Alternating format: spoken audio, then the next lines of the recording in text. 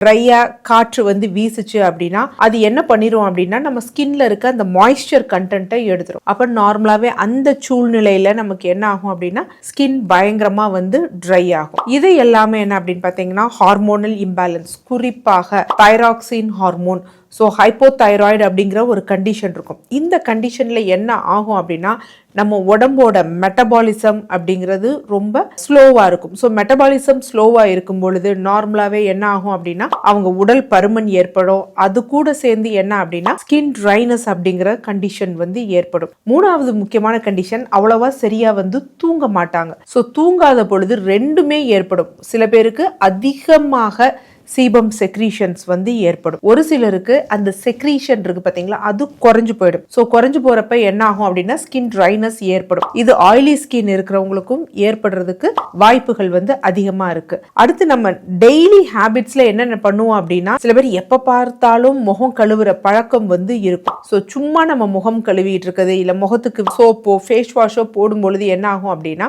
அந்த நேரத்துல நல்லா இருக்க மாதிரி இருக்கும். பட் உடனே என்ன பண்ணிடும்னா அந்த ஸ்கின்னோட செக்ரீஷன்ஸை வந்து குறைக்க ஆரம்பிச்சிடும். அப்பவும் நமக்கு என்ன ஆகும் அப்படின்னா ஸ்கின் வந்து ட்ரைனஸ் ஆகும்.